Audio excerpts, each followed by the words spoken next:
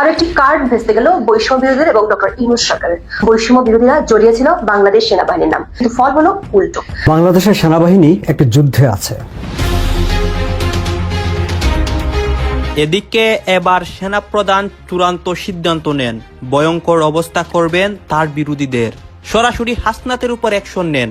Doctor Yunus ও উপদেষ্টারা কঠিন আতঙ্কে আছেন। বাংলাদেশের পরিস্থিতি উত্তপ্ত হয়েছে, অন্যদিকে ক্ষমতার পালাবদল হয়েছে। আর এই যে এত বড় একটা ঘটনা ঘটে গেল, আর্মি ভার্সেস এনসিপি, আপনার কাজের সঙ্গে উঠা বসা নাসিরউদ্দিন পাটোয়ারি, হান্নান মাসুদ, হাসনাত, সার্জিস।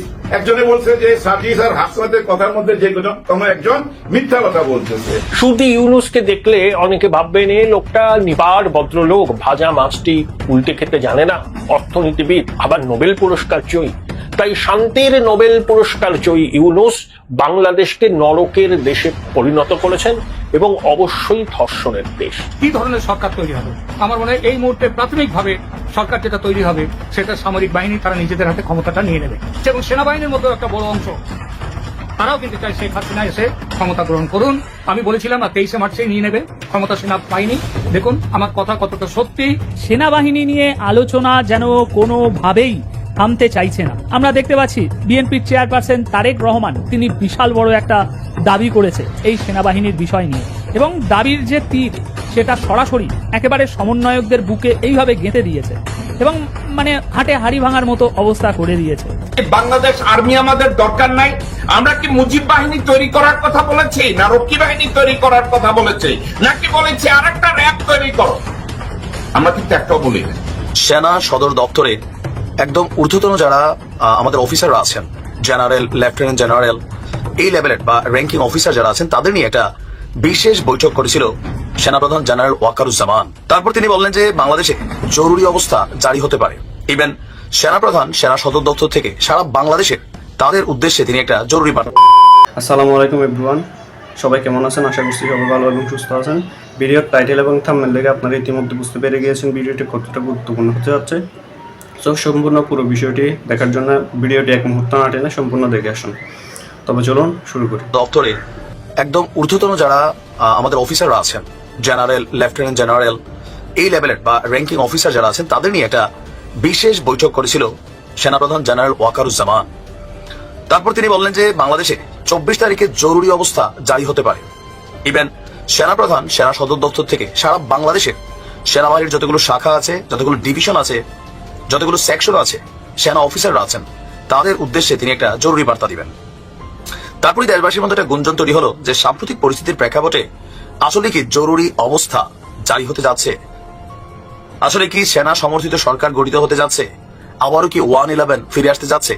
এই যখন আলোচনা সমালোচনা, এর মাঝখানে সেনাপ্রধান সারা বাংলাদেশের সেনাবাহিনীদের উদ্দেশ্যে, পাশাপাশি জনগণের উদ্দেশ্যে একটা জরুরি বার্তা দিয়েছেন। এছাড়াও সেনাবাহিনীর সদস্যদের প্রতি বেশ কিছু নির্দেশনা দিয়েছেন আমাদের সেনাপ্রধান জেনারেল ওয়াকারুজ্জামান।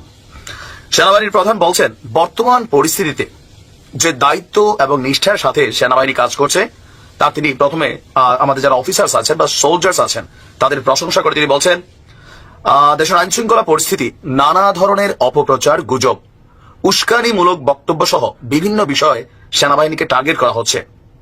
আর সেনাপ্রধানের বক্তব্য যে তিনি যারা এই কর্মকর্তা এবং সৈনিকরা যারা অন ডিউটিতে আছেন ফিল্ড লেভেলে, তাদের প্রতি তিনি কৃতজ্ঞতা আদায় করেছেন দেশের আইন শৃঙ্খলাকে ব্যালেন্স রাখার জন্য। এর পাশাপাশি সবাইকে ধৈর্যের সাথে দায়িত্ব পালনের পাশাপাশি যে কোনো উস্কানিমূলক বক্তব্যে প্রতিক্রিয়া না দেখানোর বিষয়েও তিনি সতর্ক করেছেন। তিনি বলছেন যে এমন কিছু করা যাবে না যাতে উস্কানিদাতাদের যে লক্ষ্য আছে বা যে টার্গেট আছে সেটা অর্জিত হয়। বাংলাদেশ সেনাবাহিনী একটি পেশাদার বাহিনী। সেনাবাহিনীর কার্যক্রম সম্পর্কে সরকার জানে এবং জনগণও জানে। এইসব কথা উল্লেখ করে তিনি বলছেন, নানান গুজব ছড়ানো হচ্ছে, অনেকেই নানা ভুল তথ্য, অপতথ্য নানাভাবে ছড়াচ্ছেন। এতে বিভ্রান্ত হওয়া যাবে না। পরিস্থিতিকে সামলাতে হবে ধৈর্যের সঙ্গে। সেনাবাহিনীর কাছে সর্বোচ্চ অগ্রাধিকার দেশ এবং দেশের জনগণ।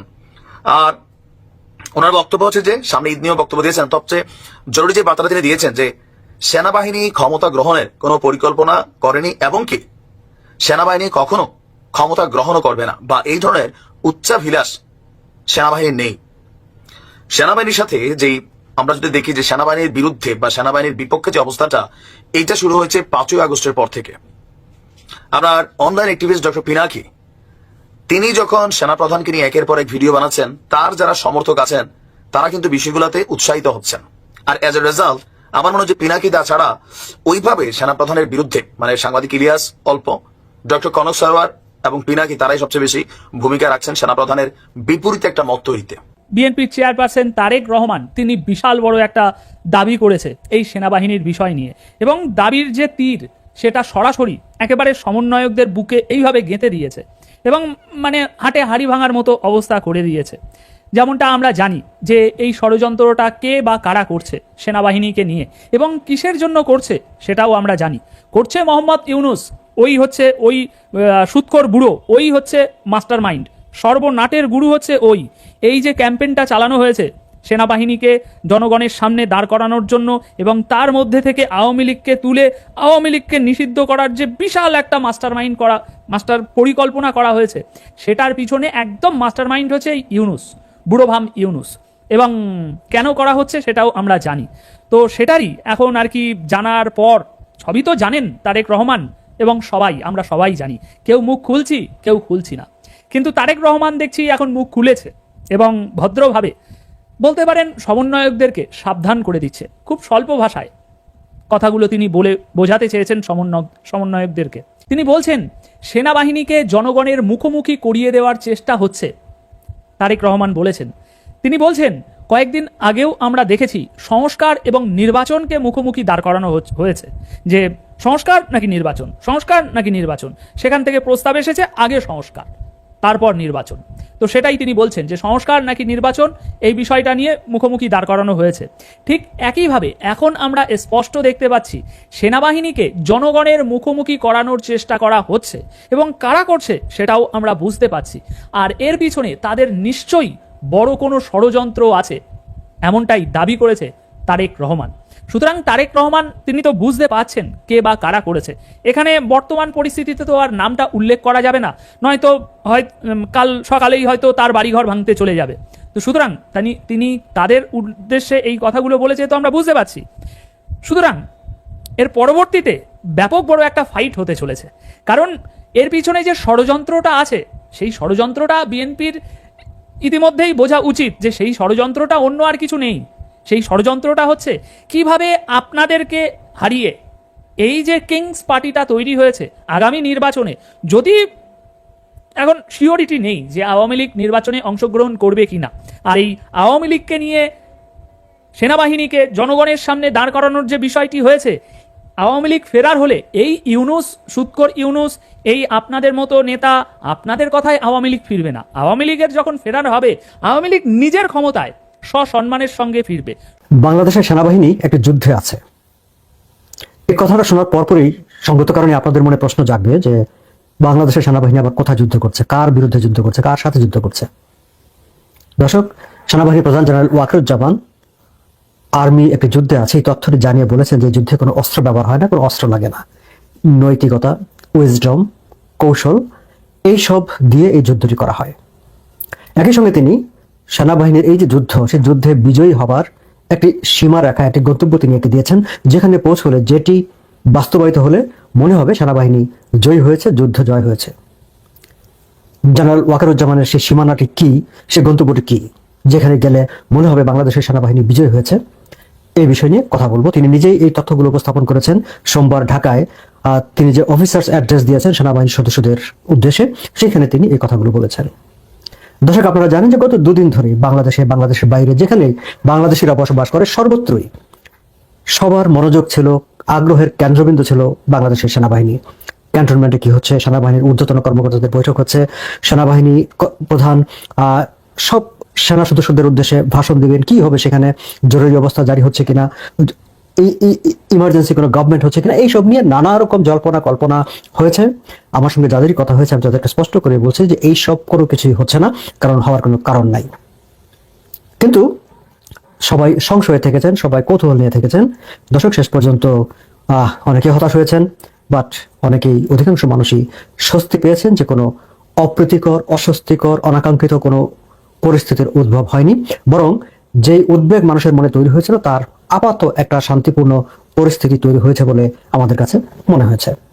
দর্শক, আসলে রোববার সেনাবাহিনী প্রধান তার ঊর্ধ্বতন কর্মকর্তাদের সঙ্গে বৈঠক করেছেন সামগ্রিক রাজনৈতিক মূলত রাজনৈতিক পরিস্থিতি নিয়ে। এবং আমরা জানি, আমার আগের ভিডিওতে আমি আলোচনা করেছি, সেনাবাহিনী প্রধান উপদেষ্টা ডক্টর মোহাম্মদ ইউনূসের সঙ্গে সাক্ষাৎ করে স্পষ্টত জানিয়ে দিয়ে এসেছেন ডিসেম্বরের পরে, জানুয়ারি থেকে তাদের পক্ষে সেনা সদস্যদের আর মাঠে রাখা সম্ভব হবে না, ফলে যেন ডিসেম্বরের মধ্যেই নির্বাচনটি অনুষ্ঠিত হয়। এবং আমরা জানি 19 মার্চ প্রধান উপদেষ্টার সঙ্গে সাক্ষাতের পরেই আসলে সেনাবাহিনী প্রধান আক্রমণের শিকার হচ্ছেন, তাকে নিয়ে সমাবেশ হচ্ছে, পুরো সেনাবাহিনীকে নিয়ে নানা রকম কথাবার্তা হচ্ছে। এরই পরিপ্রেক্ষিতে এই বৈঠক দুটি মানুষের মনে কৌতূহল তৈরি করেছে, আগ্রহের কেন্দ্রবিন্দুতে নিয়ে গেছে। দর্শক, সেনা কর্মকর্তাদের ঊর্ধ্বতন বৈঠকের বিষয়বস্তু নিয়ে আমি আমার আগের ভিডিওতে আলোচনা করেছি, এবার একটি বিষয় আমি আবার উল্লেখ করতে চাই, যেখানে ওই বৈঠকে সেনা কর্মকর্তারা সেনাবাহিনী প্রধানের উপর তাদের নিঃশর্ত সমর্থন প্রকাশ করেছে। তারা বলেছে যে দেশের বৃহত্তর স্বার্থে, শান্তিপূর্ণ পরিস্থিতির স্বার্থে, শান্তিপূর্ণ উপায়ে গণতান্ত্রিক পরিবেশে উত্তরণের স্বার্থে সেনাবাহিনী প্রধান যেটি ফিট মনে করেন সেই সিদ্ধান্ত নেবেন, তাতে তাদের সমর্থন থাকবে।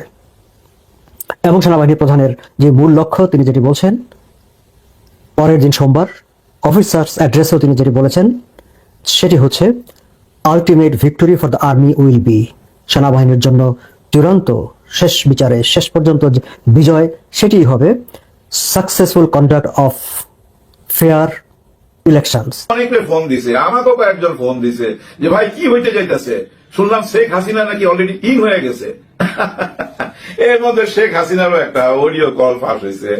উনার অডিও কল শোনার পর আমার কেন জানি মনে হয় উনি কি আমাদের দেশের প্রধানমন্ত্রী ছিলেন নাকি কোন মাফিয়া লিডার। হ্যাঁ, মনে হয় না কোন গ্যাং লিডার কথা বলতেছে। উনি বলতেছে যে তোমরা মিছিল নিয়ে রেডি থাকো, আজ এবং কাল 2 দিন পুরো রেডি থাকবা এবং মিছিলের পিছনে তাদেরকে রাখবা, মানে তাদেরকে, বুঝছেন তো, ওই যে হেলমেট বাহিনী আর্মস নিয়ে থাকবে, তারা মোকাবেলা করবে, তোমরা সামনে তারা পিছনে, কেউ আক্রমণ করলে ব্যবস্থা নিবা, সবাই রেডি থাকতে বলছে।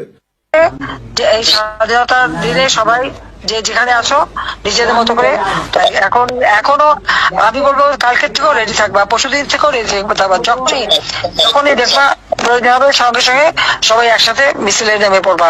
আর মিছিল করার সময় বড় করে মিছিল, আর সাথে একটা আলাদা ফোর্স থাকবে, কেউ যদি তোমাদের আঘাত করতে আসে সে যেন ফিরে না যেতে পারে, এইভাবে নিজেদের তৈরি করতে হবে। তো ঠিক আছে, খোদা হাফেজ, জয় বাংলা, জয় বঙ্গবন্ধু বাংলাদেশ। দেখতে পেরেছেন ভিডিওটি কতটা গুরুত্বপূর্ণ। তো এরকম গুরুত্বপূর্ণ ভিডিও আরও পাওয়ার জন্য চ্যানেলটি অবশ্যই সাবস্ক্রাইব করে রাখবেন এবং দেখা হচ্ছে পরবর্তী ভিডিওতে। সে পর্যন্ত সবাই ভালো থাকবেন, সুস্থ থাকবেন, আল্লাহ হাফেজ।